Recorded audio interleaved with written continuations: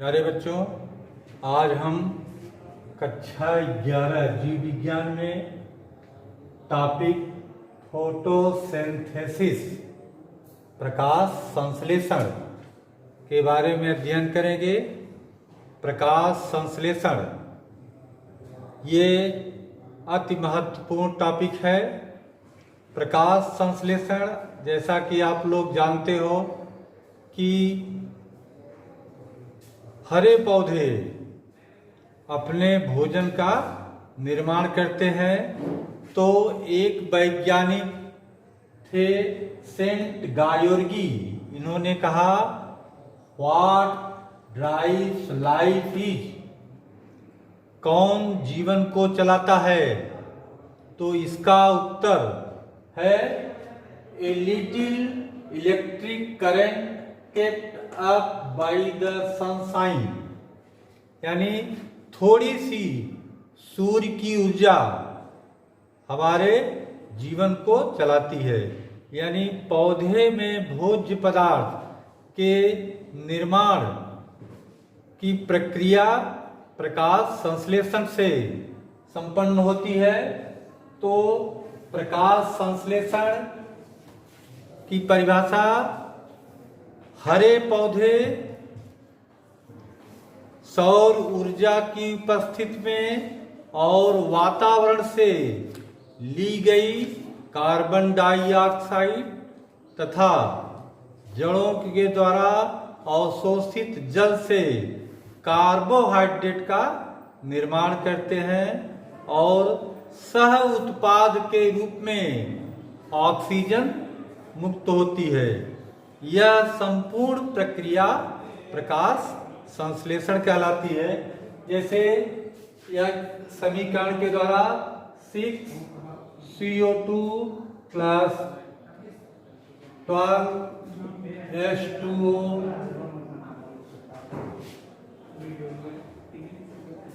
Solar energy chlorophyll बनेगा C6H12O6 plus 6H2O plus 6O2। ये equation प्रकाश संश्लेषण का है।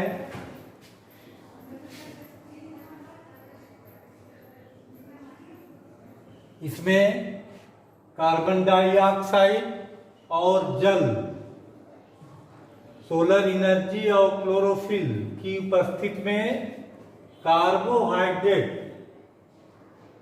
और कुछ मात्रा में जल का उत्पादन होता है और सह उत्पाद के रूप में इसमें ऑक्सीजन मुक्त होती है।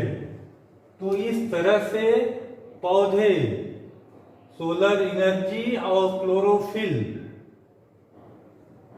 की उपस्थिति में वातावरण से ली गई कार्बन डाइऑक्साइड और जड़ों द्वारा अवशोषित जल से कार्बोहाइड्रेट या शर्करा का निर्माण करते हैं और ऑक्सीजन बाई प्रोडक्ट के रूप में मुक्त करते हैं। तो ये समीकरण है प्रकाश संश्लेषण का। इसके बाद प्रकाश संश्लेषण की क्रिया कहाँ संपन्न होती है? तो जैसा कि आपको पहले बताया गया है कि कोशिकाओं में हरित लवक होता है और हरित लवक दोहरी झिल्ली के द्वारा घिरा होता है। हरित लवक के अंदर अनेक रचनाएं पाई जाती हैं, पतली पतली लंबी लंबी रचनाएं जिसे हम लैमेली कहते हैं, और उस पर छोटी नलिका सिक्के के ढेर के समान रचना होती है, उसे हम ग्रैनम कहते हैं। और एक सिक्के की रचना के समान एक सिक्के की जो रचना होती है उसे थाइलेकॉइड कहते हैं। तो थाइलेकॉइड के समूह को ग्रैनम कहते हैं और इसमें कुछ तरल पदार्थ भरा होता है प्रोटीन युक्त। इसके बाद इसमें कुछ डीएनए और 70S राइबोसोम होता है। इस तरह से जो हरित लवक है, हरित लवक के अंदर प्रकाश संश्लेषण की क्रिया संपन्न होती है। जैसा कि आप यहाँ पे देख सकते हैं, इसमें क्या होता है, ये हरित लवक की संरचना है और प्रकाश संश्लेषण में दो क्रियाएं होती हैं। एक होता है लाइट रिएक्शन, प्रकाशिक प्रक्रिया, और दूसरा होता है डार्क रिएक्शन, अप्रकाशिक प्रक्रिया। तो जैसे क्लोरोप्लास्ट है, क्लोरोप्लास्ट में जो ग्रैनम है, ग्रैनम में लाइट रिएक्शन होता है और लाइट रिएक्शन में क्या होता है ग्रैनम में, और ग्रैनम थाइलेकॉइड से बना है। तो जो लाइट है, लाइट ये कणों के रूप में आती है और ग्रैनम में क्या होता है, क्लोरोफिल मॉलिक्यूल लाइट को एब्जॉर्ब करते हैं। और फिर क्या होता है कि जो जड़ों के द्वारा जल ग्रहण किया जाता है और इस तरह से लाइट रिएक्शन के द्वारा ऑक्सीजन मुक्त होती है। तो लाइट रिएक्शन में क्या क्या होता है, इसमें जो जल लिया गया है, जल का प्रकाशिक अपघटन होता है, यानी प्रकाश की उपस्थिति में इसका अपघटन होता है और तब ऑक्सीजन मुक्त होती है। और दूसरा, इसी के द्वारा एटीपी और एनएडीपी का निर्माण होता है। तो ये जो क्रिया होती है, यह क्रिया ग्रैनम में संपन्न होती है। इसके बाद दूसरी प्रक्रिया है डार्क रिएक्शन। डार्क रिएक्शन का मतलब है ये प्रकाश स्वतंत्र क्रिया है, प्रकाश रहे या न रहे फिर भी ये क्रिया संपादित होती है, इसीलिए इसको डार्क रिएक्शन कहते हैं। डार्क रिएक्शन क्लोरोप्लास्ट के स्ट्रोमा कहाँ होती है, स्ट्रोमा में होती है। तरल प्रोटीन युक्त पदार्थ भरा होता है। और डार्क रिएक्शन में क्या होता है, कार्बन डाइऑक्साइड जो वातावरण से ली जाती है उसका अपचयन होता है। और इस तरह से कार्बन डाइऑक्साइड जो ली जाएगी, वह कार्बन डाइऑक्साइड एटीपी और NADP2H की उपस्थिति में स्ट्रोमा में एक साइकिल चलती है जिसे हम मेल्विन केल्विन साइकिल कहते हैं। और इस केल्विन साइकिल के द्वारा जो कार्बन डाइऑक्साइड होती है उसका अपचयन होता है और अंत में शर्करा का निर्माण होता है। तो दो प्रक्रियाएं, लाइट रिएक्शन और डार्क रिएक्शन, जब दोनों संपन्न होते हैं तभी शर्करा का निर्माण होता है। इस तरह से प्रकाश संश्लेषण में दोनों क्रियाएं होती हैं। इसके बाद आपको बता दें, इसमें जो लाइट होती है, प्रकाश में दृश्य स्पेक्ट्रम होता है जो 7 रंग, जैसे किसी प्रिज्म से अगर हम लाइट को जब प्रवेश कराते हैं तो 7 रंग में बढ़ जाता है, जिसे हम विबग्योर कहते हैं।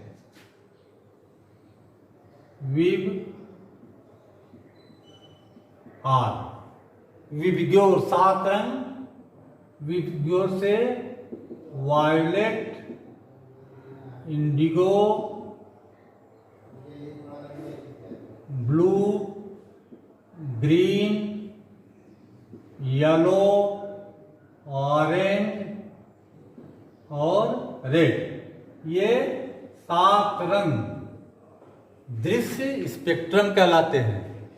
और जो 7 रंग होते हैं, इसमें जो प्रकाश है वो तरंग के रूप में चलता है, वेवलेंथ, और जिसकी तरंग दैर्घ्य सबसे कम होगी उसमें ऊर्जा उतनी ही अधिक होती है। तो तरंग दैर्घ्य माने दो जो क्रेस्ट होते हैं, जो तरंगों के बीच की दूरी को तरंग दैर्घ्य कहते हैं। तो सबसे कम तरंग दैर्घ्य वायलेट की होती है, बैंगनी की, और सबसे अधिक रेड की होती है। तो वायलेट में सबसे कम तरंग दैर्घ्य है, यानी सबसे अधिक ऊर्जा इसमें होती है। इसके बाद रेड से अधिक भी तरंग दैर्घ्य वाली किरणें होती हैं, जिसे हम अवरक्त या इंफ्रारेड कहते हैं। क्या बोलते हैं? इंफ्रारेड। और वायलेट से भी कम तरंग दैर्घ्य वाली किरणें होती हैं, जिसे हम अल्ट्रा वायलेट कहते हैं। अल्ट्रा वायलेट कहते हैं। तो इस तरह से ये 7 रंग प्रकाश संश्लेषण के लिए दृश्य स्पेक्ट्रम में होते हैं। अब इसमें से कुछ जो प्रकाश की किरणें हैं, यानी कि पत्ती से आर पार निकल जाती हैं, और कुछ किरणें पत्ती से परावर्तित हो जाती हैं। इस तरह से कुछ ही रंग की किरणें क्लोरोफिल या पत्ती एब्जॉर्ब करती है। जैसे इसमें violet, blue, violet, blue, orange, जो कलर की लाइट होती है यही पत्ती एब्जॉर्ब करती है। बाकी कुछ आर पार निकल जाती है, और जो हरे रंग की किरणें होती हैं वो पत्तियां परावर्तित कर देती हैं। इसीलिए पत्ती हरे रंग की दिखाई देती है। और जो प्रकाश की किरणें हैं तरंग के रूप में ही नहीं बल्कि कण के रूप में भी संचालित हो जाती हैं। इस तरह से जो कण के समूह होते हैं उसे हम कण के समूह को फोटॉन कहते हैं, और फोटॉन में ऊर्जा निहित होती है, उसे हम क्वांटम कहते हैं। इस तरह से जो लाइट है, लाइट क्या करती है? पिगमेंट, जो वर्णक है, वर्णक में प्रवेश करती है। अब जो पिगमेंट होता है, pigment chlorophyll A, chlorophyll B और कैरोटीनॉइड होते हैं। क्लोरोफिल ए, क्लोरोफिल बी और कैरोटीनॉइड होते हैं। तो इसमें जब लाइट क्या करती है?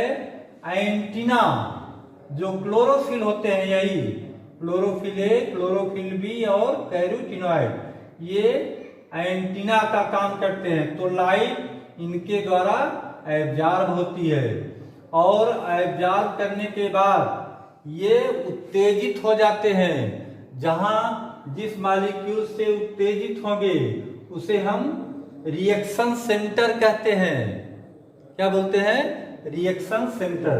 यहां से इलेक्ट्रॉन उत्तेजित होकर के विभिन्न इलेक्ट्रॉन ग्राही के द्वारा अवशोषित किए जाते हैं। तो इस तरह से आपको आज प्रकाश संश्लेषण के बारे में थोड़ा बताया गया। इसके बाद आपको और विस्तृत बताया जाएगा। धन्यवाद।